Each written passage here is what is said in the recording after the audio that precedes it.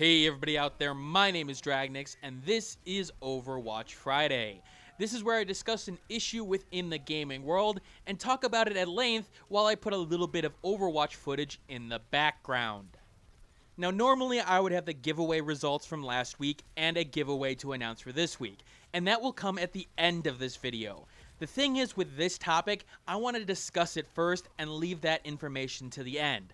I will put a timestamp in the description below for those who really just care about the giveaway. I hope you watch this video, but for those who just, want a game, okay, it's going to be at the end of the video. You can just fast forward to that. And a general warning for this video. Usually my videos are well thought out. They are not emotional in terms of the argument that I'm making. In this case, I could not separate myself from the issue at hand versus the analysis that I was doing. I think I am biased on this one, and I want to make sure that you guys know that yes, I think I'm biased on it. Now, do I still make reasonable points? I think I do. But I am emotionally charged on this one, so keep that in mind going forward, because if I do make a mistake, I hope you guys would point it out to me. Okay, exactly what has me so upset this week? Well, this has everything to do with the Steam customer review system and the changes made on September 12th, aka Monday, by Valve. Basically, they tweaked their system, adding some new filters and changing the way that the score is calculated and what is presented on the main store page. Now, before going into the details of the issue, I have to present the bias that I have in this case. The fact of the matter is 20 to 30% of my subscriber base or viewer base seems to come from the Steam review system. This is based on analytics that I have on YouTube, or at least the limited analytics that I have on YouTube.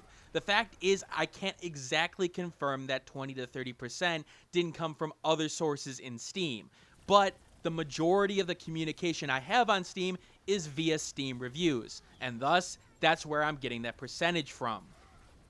So okay, what exactly changed? Well, a couple of things, but the biggest one has to do with a new distinction between Steam purchasers and key activations via the Steam review scoring system and the review system in general on Steam.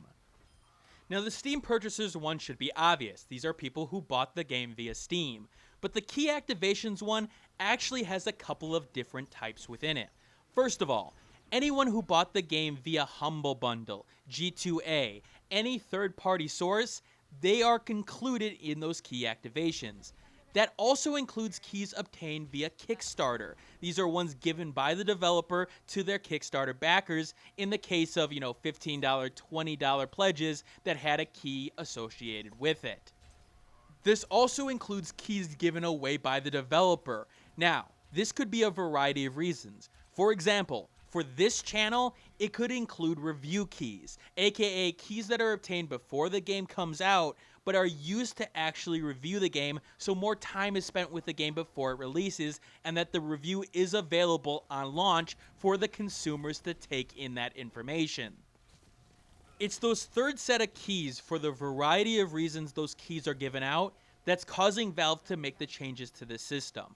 Now, unfortunately, there are developers out there that have tried the game, the system, and the review system for giving out keys in exchange for positive reviews, aka giving out free games to people, but saying, hey, can you put up a positive review on the Steam store page?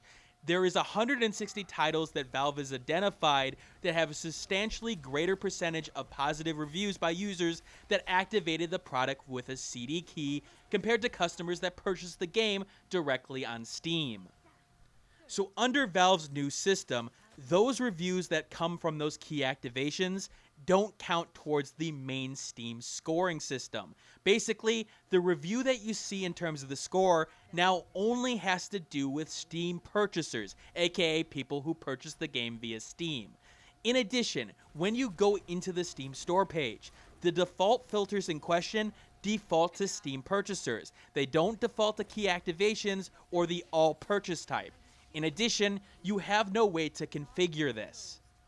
Now, you're probably saying to yourself, Dragnix, that seems like a reasonable solution. You had to do something about those 160 titles that were seemingly gaming the system.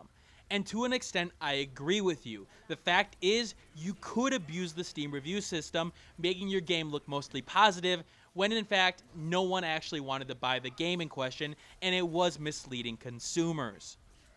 But this is where my major problem with this change develops, because not only does this change affect the 160 games in question that were seemingly targeted by Valve, it not only affects the 500 to 600 games that were actually influenced in terms of the review score in question via a spreadsheet in the description below.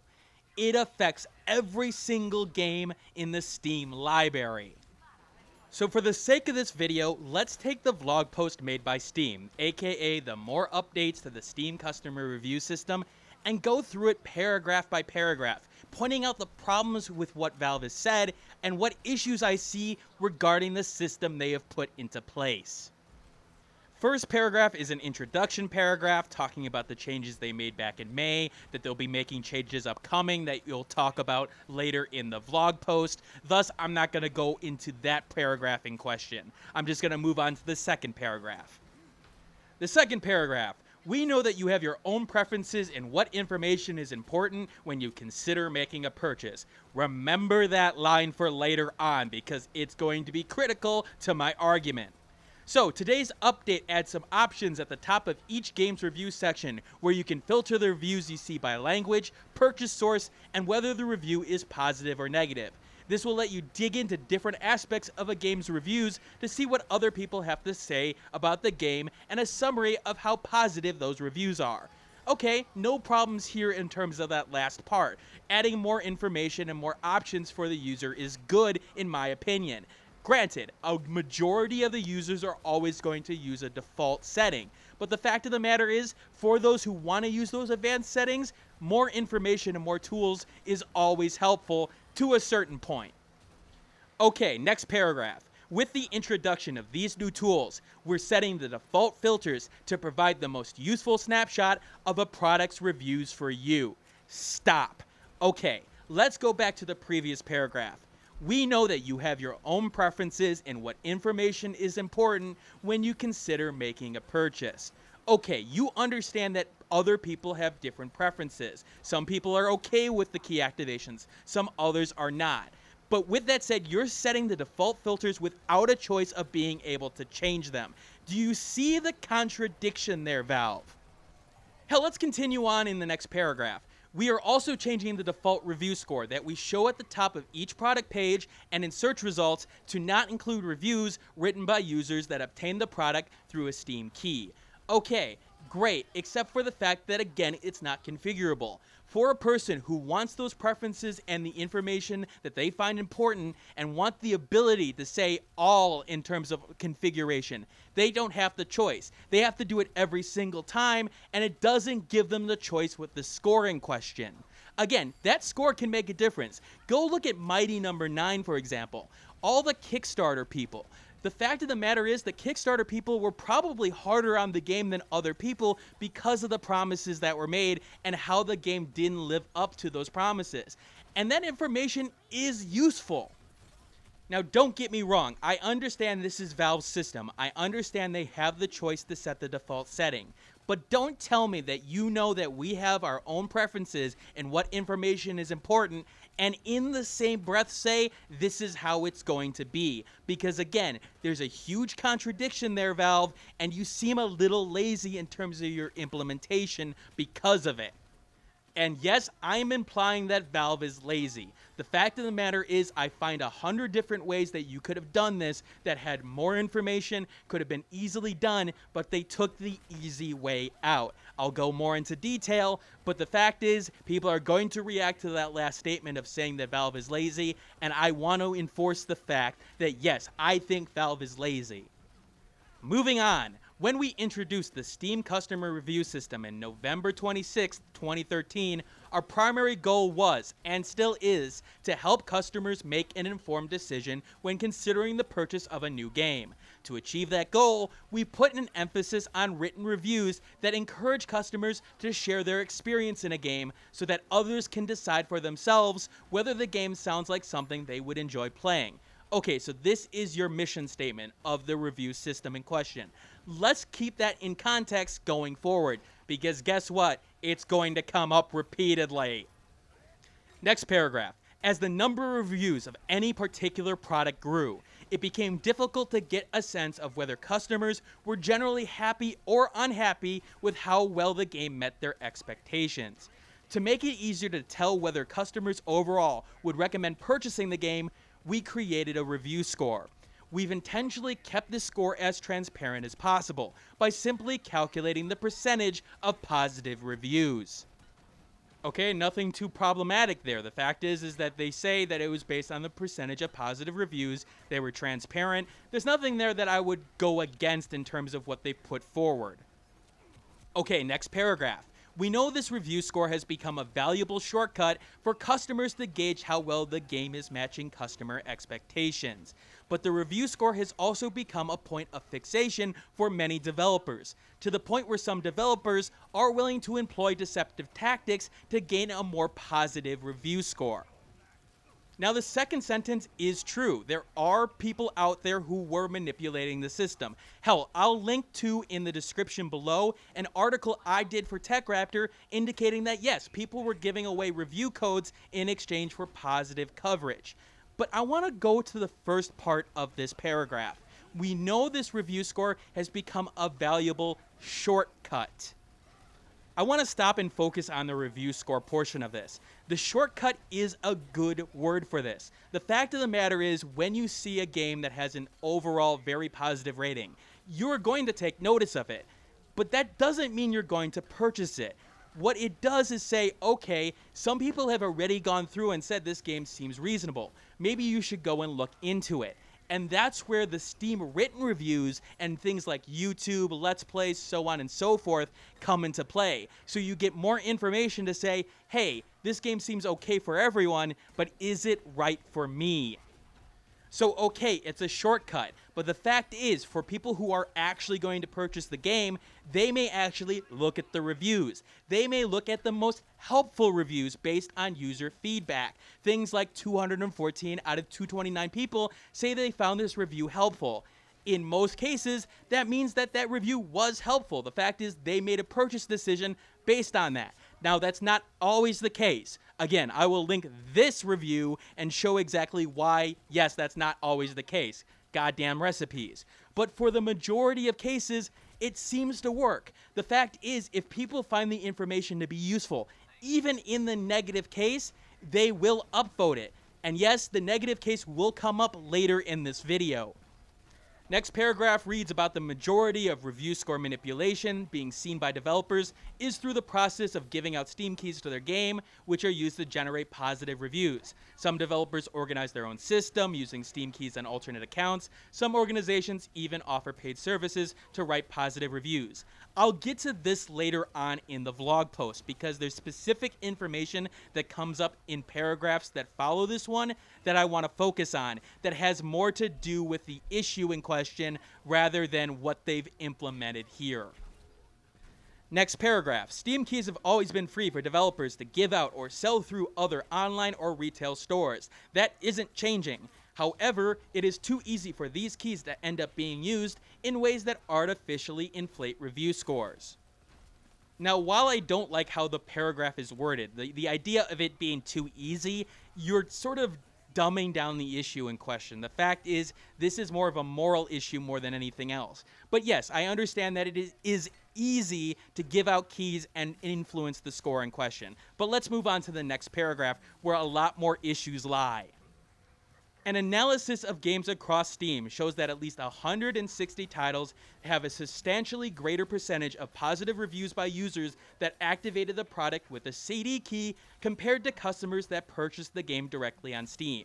There are, of course, legitimate reasons why this could be true for a game. Some games have strong audiences off of Steam, and some games have passionate early adopters or Kickstarter backers that are much more invested in the game.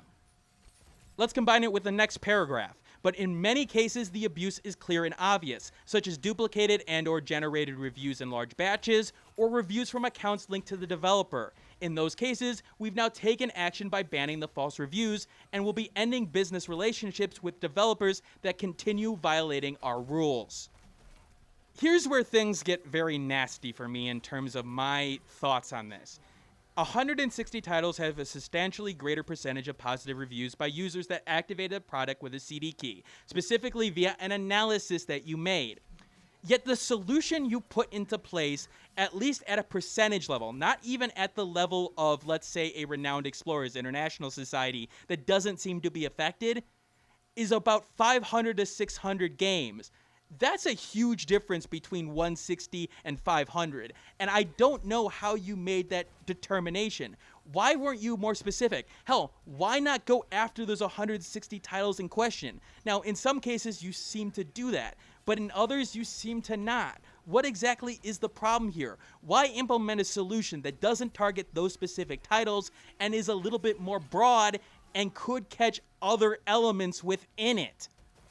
To me, you went through the hard portion of this process, which I'm actually sort of surprised at. The data analysis can be very, very hard in terms of taking all that data, compiling it, and figuring out a sort of pattern in terms of what is going on. The substantially greater percentage of positive reviews is a criteria, of course, but there's 100 different criteria. Hell, you may not have even gotten the right one in terms of those who have abused the system. But with that said, that is a good starting point. So why didn't you focus on criteria that specifically targeted that instead? And remember how I said Valve was lazy? Well, here's the next part. While helpful users in the community have been valuable in reporting instances of abuse, it's becoming increasingly difficult to detect when this is happening, which reviews from Steam keys are legitimate, and which are artificially influenced. Valve is lazy. I'm just going to say that right now. The fact is that they've said that it's increasingly difficult to detect when this is happening. Not that they can't do it, it's just becoming more difficult. There are ways to counter this, and the thing is that you are a storefront. You are providing the product sellers in question, aka the developers, a way to connect with their audience. You are a storefront. And I expect as a developer for you to put on the best show in terms of being able to connect with users. Let's go with an analogy with Best Buy. I'm Samsung and I'm trying to sell my TVs at Best Buy. I hope that they are informed by the product, that they put it in a way that is, attractive to the eye so that people can see the TV in question and be able to ask questions of the employees in question. What I expect is that you do your best in order to present it. If I go in and find that the display has been destroyed or the display has been vandalized, I'm going to be pissed. And even if it's not the store itself, they are still responsible for the display they are putting on. Yes, it may be the local ruffians that have caused, spray paint on all the TVs, but they are still responsible, regardless of the fact if it's their fault or not. So to continue this example with the cases of keys in question for Valve, what they're basically saying in the Best Buy example is this: we're banning all kids from the store. Yes, we understand it's only the ruffians that are causing the problem, but because you're all kids, we can't trust any of you, and thus we're banning all kids. How would that go over in the media, by the way? It probably wouldn't go over very well now, would it? And yet, you would think there were better ways to find out who exactly was causing the problem. You have the 160 titles that have a substantially greater percentage of positive reviews that seems to be giving you information on exactly what's causing it. So why use an axe instead of a scalpel? I don't understand this, Valve. I don't understand why you're punishing a bunch of different creators, a bunch of different Kickstarter, Humble Bundle, and things like that, because you seem to have the information in question in order to target and pinpoint these cases. Why not use, a little bit of curation? Say, hey, look, this review is not seemingly helpful to people. The fact is that you can take some steps in order to help your own storefront. Now, I understand there's going to be arguments of censorship there. The fact is that they're going to be silencing people in terms of giving their full opinion. But there's a difference between silencing people and asking for more detail. You can market to say, I want a little bit more information, or this isn't helpful in terms of an overall picture. Yes, you had tech issues, but for a majority of users, your hardware is going to be different. So for you, that may be the case, but that may not be the case for everybody else. So why not be able to mark those reviews and ask for more information and keep them off the main page until that information is provided? I understand that reviews and user reviews are always going to have some contentious problem to them. But the fact is, if you're worried about the quality of information, that's one of the ways you handle it. Hell, Valve, if you're listening to this by some miracle, go and talk to the Open Critic guys, because they seem to have a good idea of exactly what kind of problems there are. The whole Open Critic Contributors program, and disclosure, I'm part of that program, was to get people who were giving good user reviews, aka smaller YouTubers, smaller review sites, and because of the quality that was being provided, promoting them, saying, hey, look, we find this information to be useful.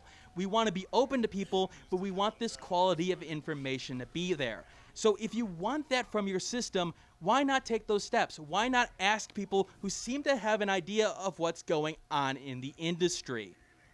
In your quest to get rid of those 160 titles and those reviews, you've taken away reviews that might have caused a lot of sales. Things like, I don't know, Lazy Game reviews and myself for Project High-Rise. Now, I'm not going to say that I caused a huge amount of sales for Project High-Rise. Maybe 1 or 2, 3 or 4.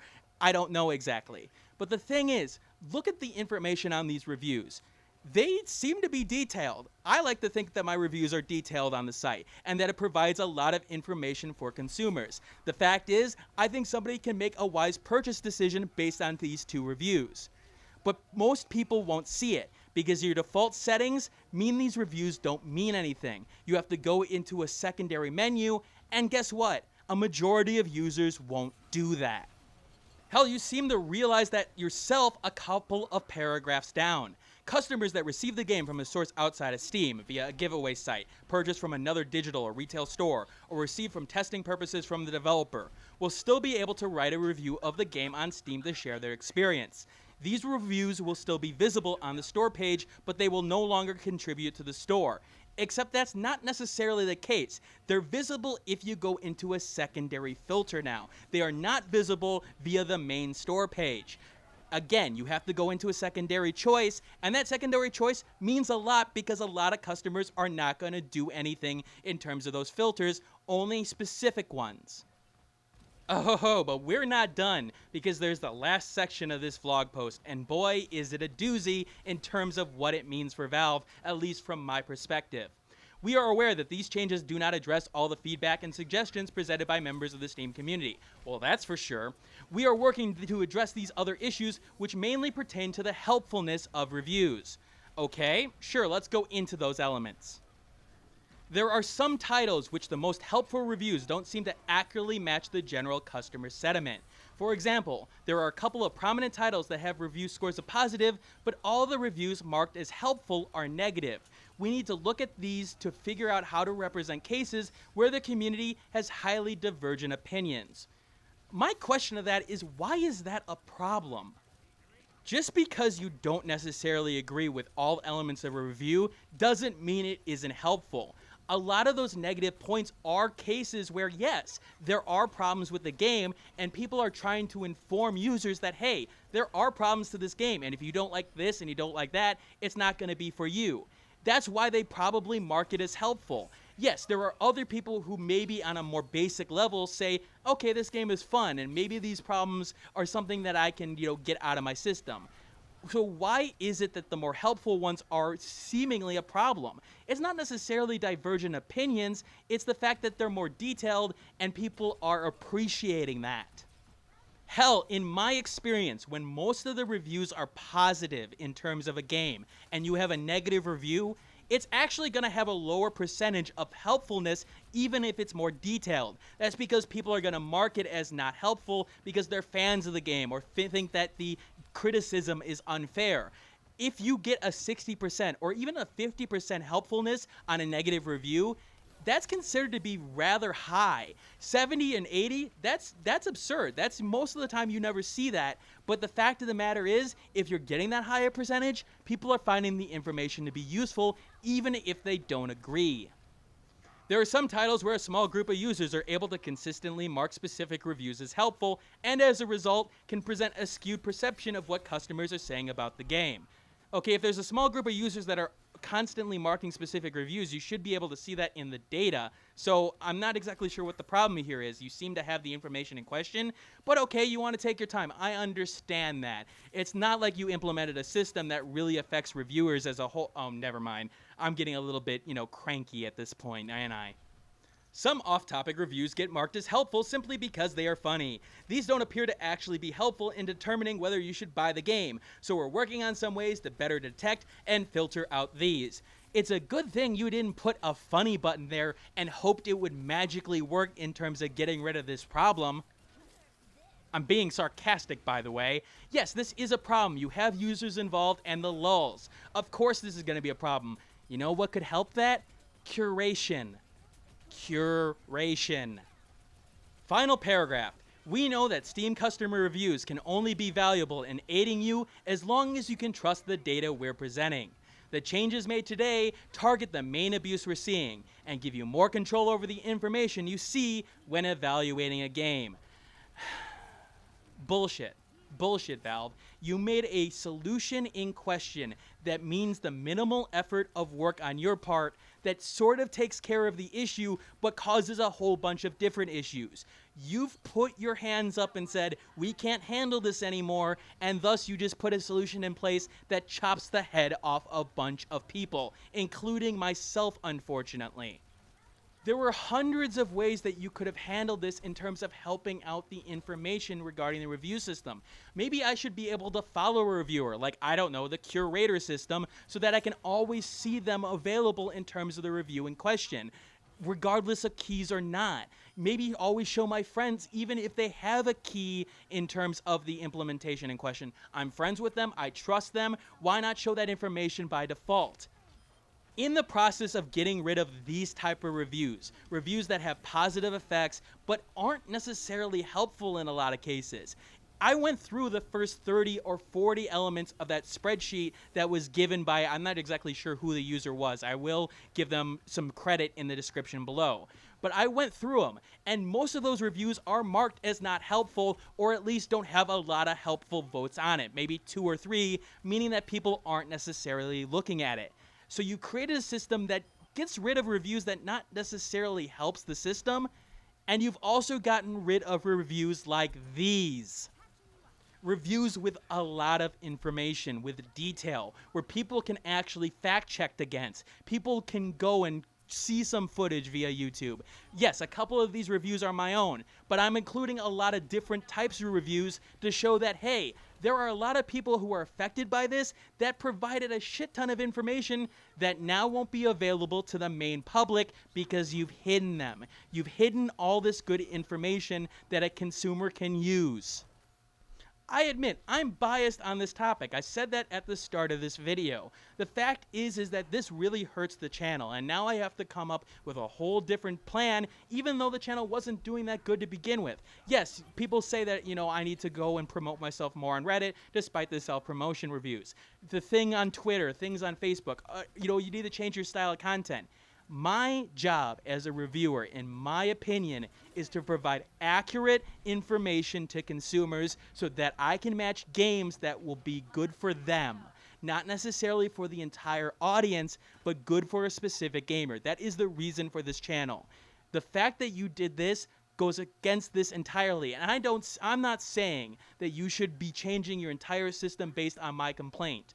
But the fact of the matter is, you yourself said the most important thing for your review system is providing information to the consumer so they can make a good purchase decision. You did not do that. Once again, you've made a change and haven't informed people up until the moment that you've changed it. And that does affect people. People who had Kickstarter campaigns that were focusing on going after those Kickstarter people and saying, okay, let's make sure that they are happy. Now they've got to change their minds. Marketing does make a difference. Reviews do make a difference. And now they have to shift their entire aspect in terms of marketing, in terms of their target audience. And now they have to go after other people maybe a week or two before they launch. Again, why didn't you tell anybody about this before you implemented it? This seems like the kind of information that developers should know, that reviewers should know, that press people should know. Instead, you sort of just let it out in the wild and hope for the best, just like your paid mods. How did that work out, by the way? What you've done is cause more problems than you are solving. I understand that I have no way of measuring that at this point. Yes, I understand that this is all conjecture. But based on what I've seen with Steam and reviews, and trust me, considering that 20 to 30% of my YouTube traffic comes from that, I have sort of looked at it time and time again. I've made sure that I'm one of the first ones to get reviews out when I've requested review code, because again, more eyes are on it and more people can ask questions that I can answer. So I do have some idea of what I'm talking about. And instead, what you've done is take that information, throw it out the window, and say it's useless. Well, guess what? For the people who bought Renowned Explorers International Society based on my video and my review, people who are buying One Way Heroics, the Mystery Chronicle game that I just reviewed, those people are probably finding that information useful. Now they may not be able to see it. Great job, Valve. Great freaking job. Alright, a 30-minute rant is enough on this point, and I can go into this all day. If you want to talk about it, by all means, add me on Steam, including the person who won the giveaway from last week, who is here. Again, add me on Steam, and I'll get you the game as soon as possible. As for the game for this week, it's not going to be a game that I have in my library. I'm actually going to purchase this one for someone because I want to point out a game that I think will be affected by this. Renowned Explorers International Society, which is still getting updates, by the way, and getting DLC, which is nice. You can win a copy of that if you leave an answer to the question that I pose right now in the comments section below. The question is going to be twofold. One, in terms of this channel, in terms of when you first found this channel, what was it via? Was it via a Steam review? I know several of you found it via a Steam review. Or was it via a search on YouTube, Reddit, so on and so forth? Let me know in the I was going to say the description below, but in the comment section below. And number two, what do you think about Steam's changes, and did they go too far? Anyway, thanks for watching. I'm sorry about the length of this video. But as you could tell, I'm a little bit furious about this topic, and I'm not my normal self because, hey, guess what? I'm a little peeved. Anyway, see you next week. Thanks for watching. Like the video, share it with a friend, and subscribe if you want more content like this. In the description below, you'll find the Steam review accompanying this vid, along with social media that you can follow me on, Twitter, Google+, and Facebook groups. And if you want to support the channel, click that Patreon on the left of the screen. And remember, keep on gaming.